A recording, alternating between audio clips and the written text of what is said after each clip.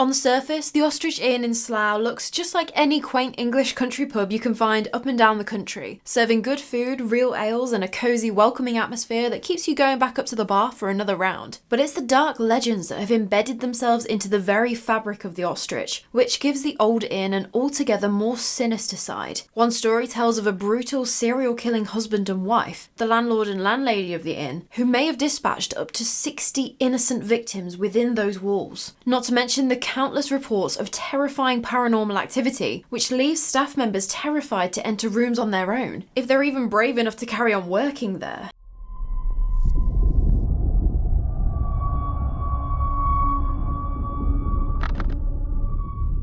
The building that stands there today in the village of Colnbrook in Slough, which is about a mile away from Heathrow Airport, seems to have been built around the 15th, maybe 16th century, but the foundations of the building actually date back to 1106. And it's thought that ever since then, the building that has stood on that site has always operated as an inn, so serving drinks and food and offering a bed for the night for weary travellers. And this was how a lot of families in the area made their living for hundreds of years, as the road that the inn sits on was the main route between London and Bath for the longest time. And this inn, it has picked up a few alleged claims to fame over the years. It is thought that King John stayed here in 1215 before riding on to Runnymede to seal the Magna Carta, which, if you don't know, is basically a peace treaty based off the negotiations between the unpopular King John and some of his barons that were rebelling against him, which outlined things like protecting the church's rights, barons couldn't be imprisoned just because the king said so, they had to have a fair trial, and other bits and pieces, basically limiting the king's power and protecting the rights of his subjects. So it was a pretty big deal in our history. And then a few centuries later, there was another famous name that was alleged to have made an appearance at the inn. Who am I going to say? You already know it. You already know who I'm going to say. It's Dick Turpin. Probably our most famous highwayman of all time. And there is a particular story surrounding Mr. Turpin's visit, and it's that he was actually hiding out here because he had murdered the toll keeper at the nearby toll house. Point blank, shot him in the face. But locals had recognised the shooter and told the Bow Street runners, who were kind of like London's first proper police force, that they'd seen Dick Turpin headed to the inn. So that's obviously the first place they went to hunt him down. Dick Turpin must have seen them closing in, as the story goes that he managed to escape them by jumping out of an upstairs window at the inn. Which is a very exciting tale of daring escapades of the criminal evading justice, right? No wonder the story has endured from Dick Turpin's times of the early 18th century. But, and here's the Don't Scare Claire special of raining all over that folklore parade, as far as I can tell, and the evidence is pretty damning, Dick Turpin could not have been the murderer, as Dick Turpin had been dead for over 40 years by the time the killing happened. He was executed in 1739, whereas the tollkeeper, Joseph Pearce, was found on the floor of the toll house, dying after what appeared to be multiple blows to the face with a fire poker in February 1781. So it could very well be that Dick Turpin did use the Ostrich Inn as a hideout. As we learned in the Heathrow Airport story, this was his turf. He was known to operate as a highwayman in this area. And so it is quite possible that he did jump out of the upstairs window to evade capture. But it wasn't for the murder of Joseph Pearce, the Colnbrook tollkeeper. But just to sweeten the deal for you, as a side note, while the toll house itself was demolished in 1962, the area is alleged to be haunted by the spirit of Joseph Pearce, who's said to appear walking around what used to be his home on Halloween night. But as far as the history of the Ostrich Inn, that's about all we've got to go on. The actual history is pretty patchy in places, but one thing that struck me while I was doing the research for this one is the name of the place. It's quite an exotic name, isn't it? But it hasn't always been the name, which, I mean, makes sense. The likelihood that a 12th century English innkeeper would have ever even seen an ostrich is pretty slim, you know?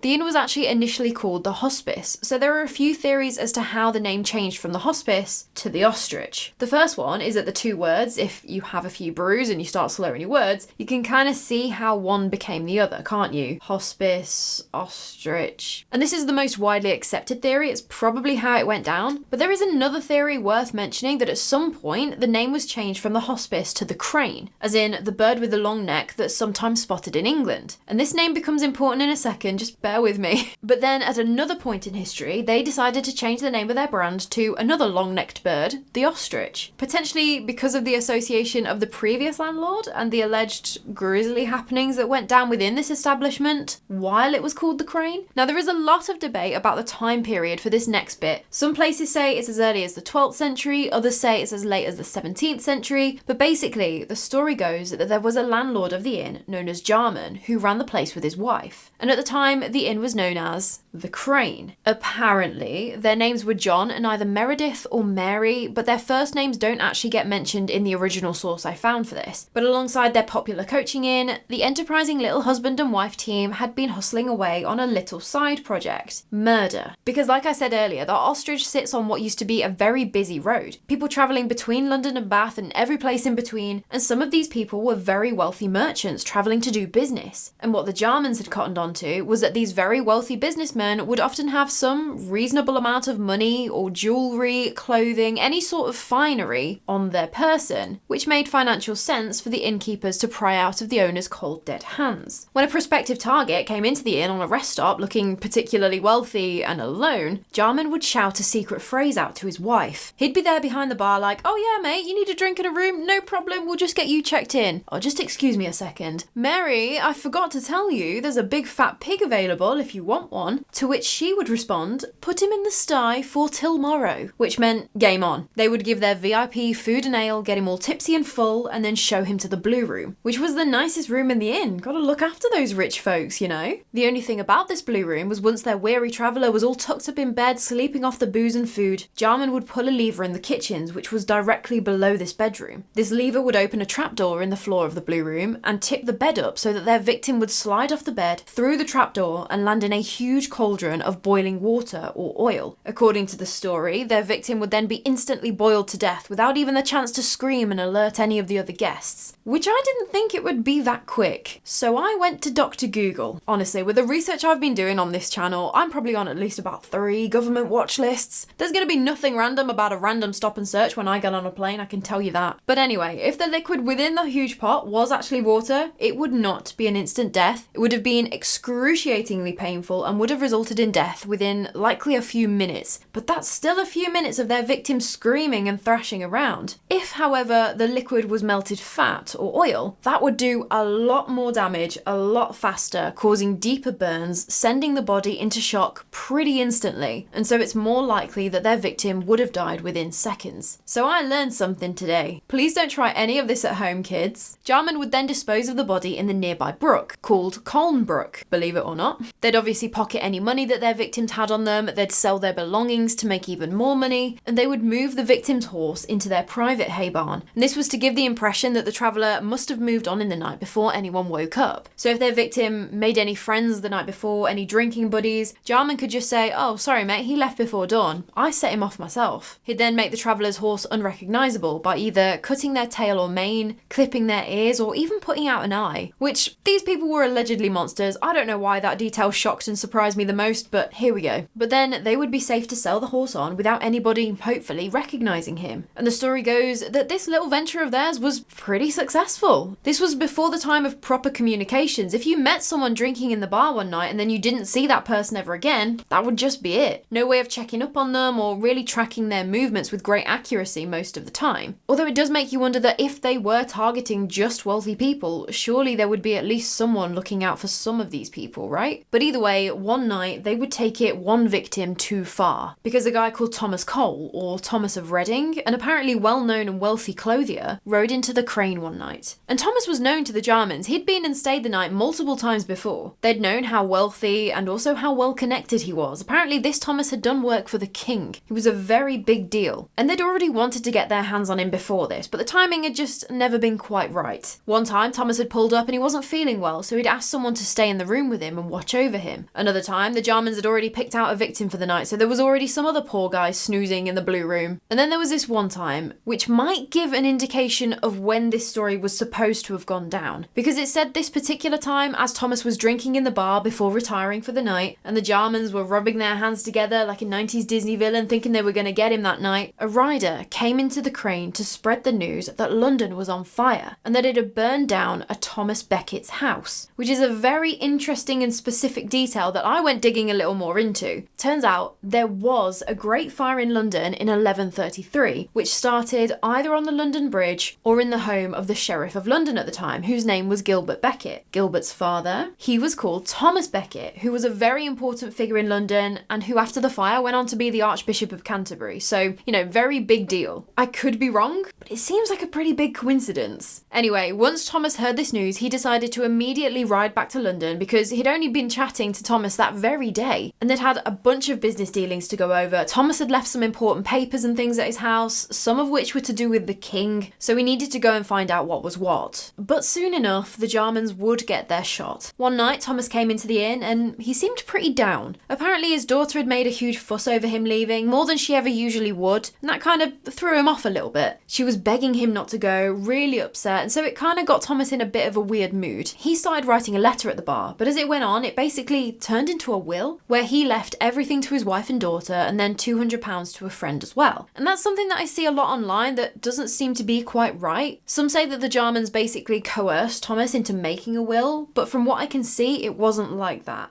Even the husband, on seeing Thomas in such a melancholy state, he was a bit like to his wife, should we even do this tonight? It feels like kind of kicking a man while he's down, you know? But the wife was straight up gangster, like, this man is super wealthy, we've done this loads of times before. She says it would be a waste to let this Thomas Cole live any longer when they could take all of his gold now. And so that was that. Thomas was given the blue room and the Jarmans carried out their brutal murder once again. After the deed was done, Jarman, as he usually did, took Thomas's body and dumped it into the brook. But while they were otherwise occupied, Thomas's horse actually escaped from the barn. And as horses do, he'd gone wandering off until he'd reached a field with a mare grazing. And she'd been a bit like, excuse me, are you lost? So she'd kicked up a bit of a fuss about this unknown boy in her field, understandably. And so both of the horses broke out of that field and found their way onto the roads. One of the locals recognised this mare and caught both of the horses and returned them to the mare's owner in the morning, thinking, well, they must both have belonged to him. Obviously, the mare's owner had no idea where this second horse had come from. So he started asking around to see if anybody had lost a horse. Naturally, they all said no. While all that was kicking off, by this point Thomas's wife was a bit concerned why her husband hadn't shown up back at home, so she sent out one of the household servants to see if they could track him down. Listen, head on up to Colnbrook, go check in at the crane, see if he's overslept or whatnot, and then if no joy, ride on to London, see if you can find him. When the servant gets to the crane, Jarman, by this point being very well practiced in telling people who ask after their victims that they've already moved on, said the same thing to this servant. Sorry mate, he's already ridden on from here, don't know where he's gone. So he didn't get any answers at the inn, but before he rode on to London to try and track down Thomas, he heard the locals talk about this lost horse. Well, he's currently lost a boss man and his horse, so doesn't hurt to check it out, right? Turns out that was a very smart thing to do, as immediately he recognised the lost horse as Thomas Cole's. Right. He went marching straight back to the crane, horse in hand, and demanded to speak to Jarman. You're rumbled fella, you said he'd left on his horse to London and now I know you barefaced lied to me. I don't even know how that conversation went, but apparently on seeing the servant and the horse, Jarman becomes visibly alarmed. And seeing the writing on the wall, Jarman actually flees from the inn that night. Nothing says guilty like running away after being caught out in a lie, right? The servant goes to the villagers to help him find Jarman. His wife is questioned and she breaks immediately, confesses to the whole operation, how Jarman is also a carpenter as well as a landlord, and he was the one that made the trapdoor and the whole bed sliding contraption, how they sold off possessions, disfigured the horses, all of it. Jarman was later found hiding out 20 minutes away in Windsor Forest, and both him and his wife were hanged for the murders. Apparently, when the king learned of Thomas's murder, he was so devastated, so grief-stricken, that for 7 days he wouldn't attend to any of his kingly matters. He also ordered for the house where Thomas had been killed to be burned to the ground, with no one ever allowed to rebuild on the cursed land. So I mean, if true, that just goes to show how much of a big deal this Thomas guy was, right? And so in their confessions, some sources say that the Jarmans admitted to 60 of these murders of high-profile, wealthy businessmen. Although the original source that I could find, it says that they only admitted to 12. Even so, it's not like they were murdering nobodies here. These were quote-unquote important people. These were people that if something happened to them, they would immediately be missed, just like Thomas. And it would surely be pretty easy to trace their last known location to the inn, right? Even so, whether it was 60, whether it was 12, it is said that even though they'd been murdering these wealthy travellers for the money, they actually went to the gallows completely drowning in debt. Oh no, what a shame. After this horrific thing allegedly happened in the area, it's said that that's how the village got its name Colnbrook, as in coal in the brook, as in the body of Thomas Cole was dumped in the brook, which is a bit of a morbid origin story, but there you go. Although looking into it a little bit more, it also seems unlikely, as in 1107, the village was recorded as being called Colnbrook, which may have meant cool brook, and not a man's body was thrown in in the brook here, which I feel is an important distinction to make. And so that is a pretty wild story, isn't it? And if you're familiar with 19th century penny dreadfuls, then you might have seen some connections to a certain well-known story, the demon barber of Fleet Street, Mr. Sweeney Todd, who first made his appearance in the series called The String of Pearls, as it's sometimes thought that the story of the murderous Jarmans inspired this work, with the whole trapdoor in the floor to easily dispose of the victim kind of vibe. I don't know about you though, but it's also giving me H.H. Holmes vibes with his whole murder hotel. Anyone else get that? But where did this story of the Jarmans actually come from? It's not like there are actual records of the husband and wife duo being executed. No evidence of scores of wealthy travellers all going missing after staying the night at the inn. Nothing. And you might have also picked up on me saying original source instead of just,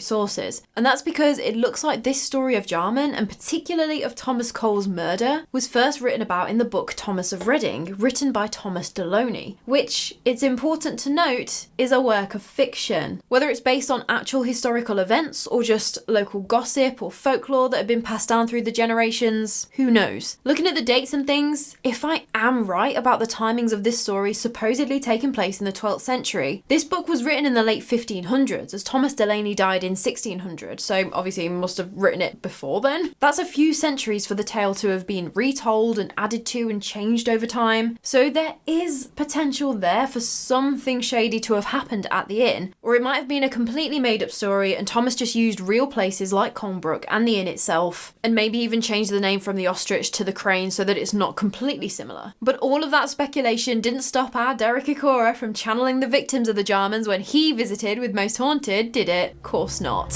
While nowadays the pub is still welcoming visitors for both food and drink and a bed for the night if you choose, making it popular with people who need to catch an early flight at Heathrow Airport in the morning. And can I just say, it looks so nice in there. I will definitely be visiting when I'm next in the area. But regardless of that, with this supposed dark history, whether fiction or not, the old inn is rumoured to be haunted. And this one was a really interesting one, as the landlord at the time, I believe it was around the year 2000, but maybe someone who is a bit more clued up than me or someone who lives local to the area can verify, but he said that when the council dug up the high street to install speed bumps, that just amplified the activity within the pub, almost like they disturbed something when they were digging up the road directly outside, which is very weird. But it seemed like it really didn't need any sort of amplification. The ghost appeared to be more than active enough as it is, with everything from strange noises, disembodied voices, and inexplicable cold spots all being reported in the building. Some people also claim that objects will move by themselves. The age-old haunted pub tradition of glasses moving across the bar or doors slamming shut with no reason. Electrical appliances will all of a sudden give out and not work properly. And one landlord claimed that while they were in the living accommodation bit of the pub, so where they live, the private bit, they could hear really loud bangs and full-blown conversations going on in the restaurant next to them. Although you go out to see what on earth is going on, some guests having their own private party at the bar after hours or something, but there's no one there. The landlord who reported about the speed bumps, he also went on to say that he always had the feeling like he was being watched whenever he was inside the inn. He was always just a little bit on edge, he could never fully relax. And he put it down to the story of a 16-year-old girl who was said to haunt the Ostrich. And you'll know she's around because you'll hear the disembodied laughter of a teenage girl.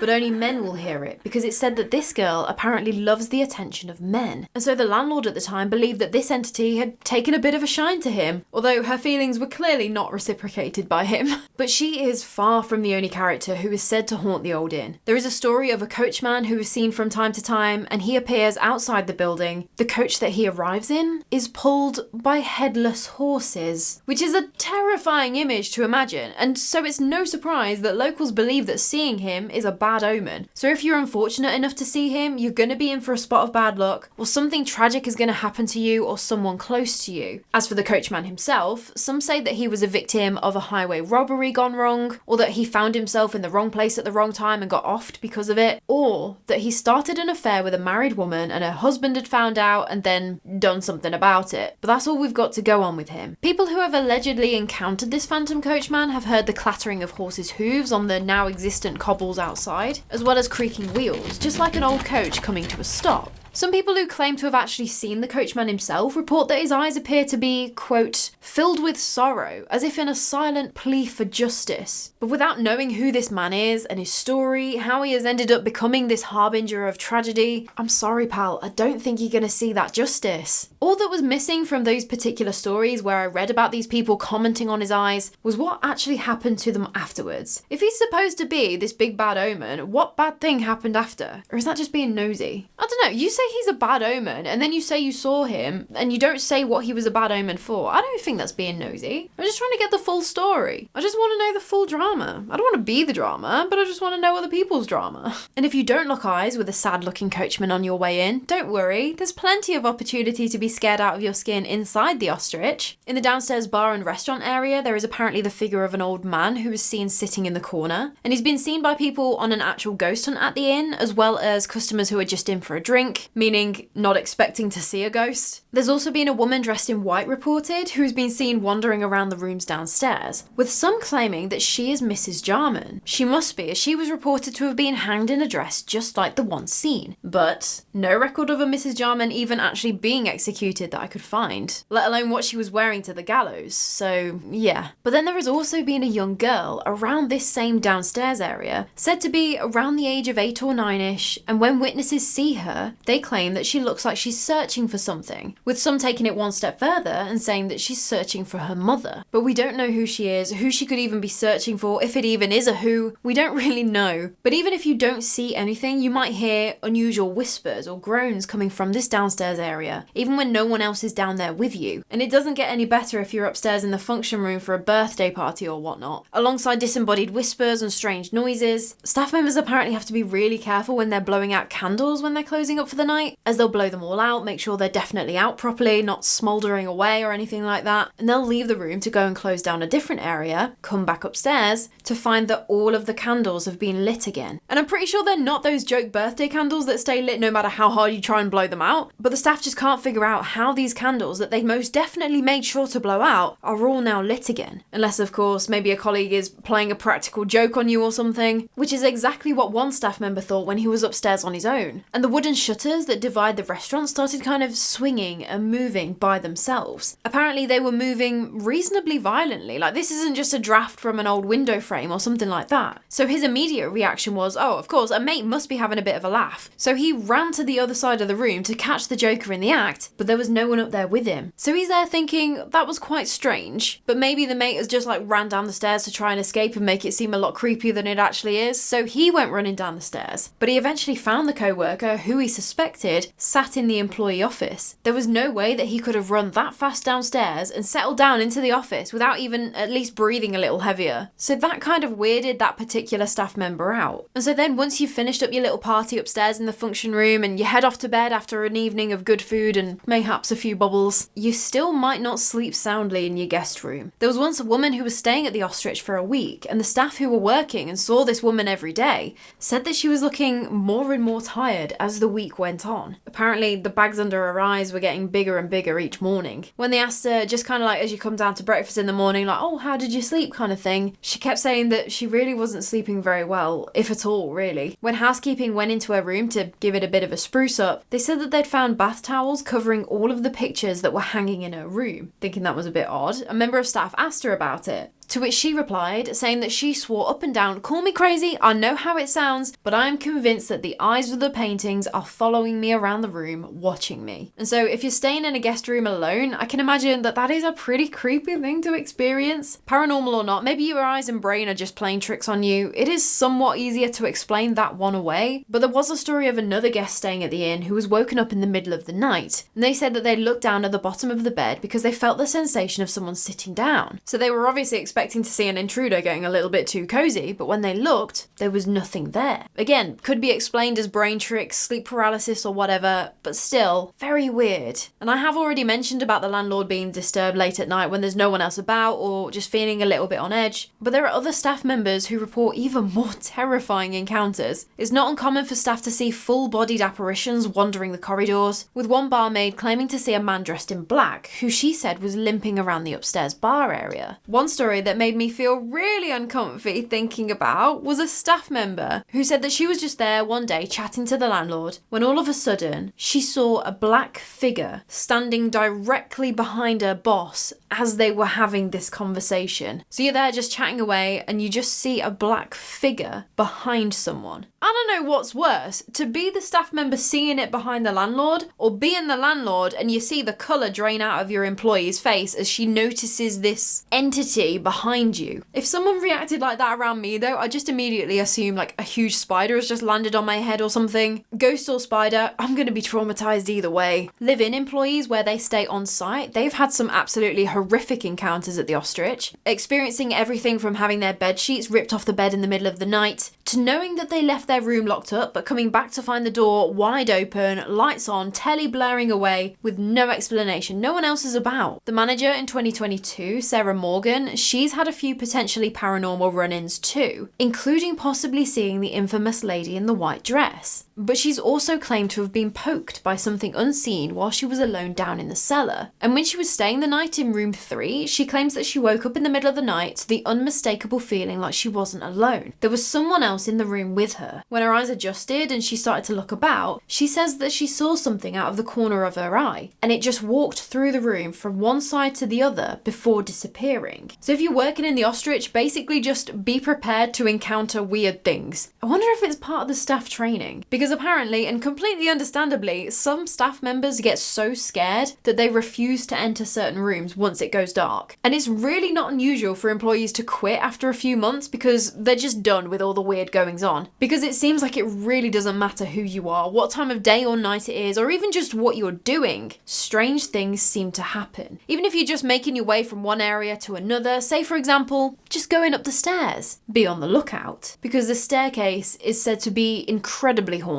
The story goes that there's a figure of a woman who sits on the stairs and watches people coming and going. For some reason, I don't know if it's been an embellishment or something from the story, but somewhere along the way, people started claiming that this woman, again, was Mrs. Jarman. But again, we don't even know if this story actually happened or not. Either way, whether people know the story or not, witnesses have claimed to have seen this ghostly woman watching the world go by on the staircase. And don't think you can hide out in the toilets too, especially not the ladies' loos that lead off that seemingly haunted staircase, because things allegedly get pretty wild in there. Taps will turn on and off with no explanation, cold spots are reported, and even this one, I don't even know. You'll be in the toilet cubicle, you know, doing what you gotta do, and you know that there's a gap in the bottom of the cubicle. Some customers have claimed that when they've been the only living person in the toilets, they've seen a roll of toilet paper roll past their cubicle. Like they can see it rolling along, there's no one there that could have started it along its journey, you know? Other customers have been washing their hands and look up into the mirror to see the figure of what they describe as a Victorian woman staring at them from behind. But when you turn to look at where they should be, there's nothing there. But there is one more area that is apparently a huge hotspot for paranormal activity. And depending on how much stock you put into the story of the serial killer Jarmans, this could make perfect sense. It is, of course, the Blue Room itself, now also known as Room 11. Because make of the story what you will, this supposed Blue Room does in fact sit above the kitchens. And in a twist of irony, or whatever you want to call it, the inn's deep fat fryers actually sit where the boiling cauldron would have been situated, allegedly. There's obviously no evidence of any kind of grisly murders taking place here, no outlines of trapdoors in the floor, nothing. But people say that when they're in that bedroom, they'll get a horrible feeling of dread for no reason. Whether that's because they know the story or not, kind of makes you wonder, doesn't it? But the manager, Sarah Morgan, she claims to have had a weird encounter in here. She was apparently in the room one day when she heard this knocking coming from the wardrobe. Thinking it was a bit strange, she went to the wardrobe and opened it to see if she could see what was going on, something rattling about, uneven floorboard and someone's walking past outside, like you know the drill. But as soon as she opened the wardrobe, the knocking stopped and sounded then like it was coming from the other side of the room. Super weird. And when people are in the kitchens below the infamous Room 11, some of them claim to get the sensation like they're falling, which leads you to think that it's something to do with the victims falling through the trapdoor, doesn't it? And I'd really love to believe all of these stories related to the Jarmans and their homicidal tendencies, but I really just have a hard time from when all I can see, it looks to just be a story. I'm not saying it's definitely all made up, maybe it's inspired by events that happened a very, very, very long time ago and that made it into folklore, I just don't know. But stories story or not, that doesn't stop staff members from witnessing the automatic kitchen door opening and closing by itself, and then shortly after hearing an inexplicable thud coming from the empty kitchen. So it seems that even if the story of the Jarmans is completely fabricated, there definitely could be something paranormal going on at the Ostrich Inn.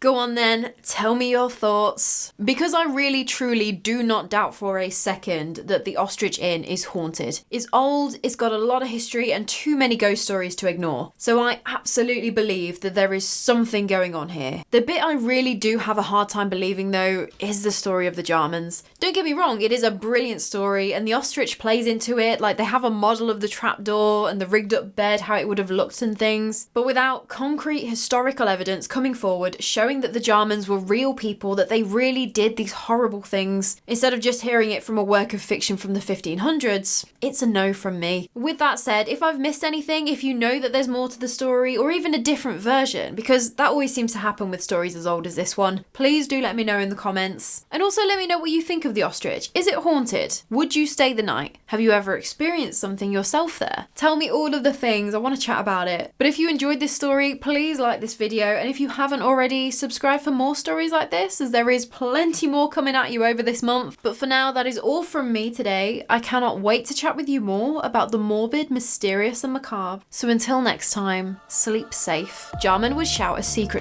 Jarman would shout a secret phrase.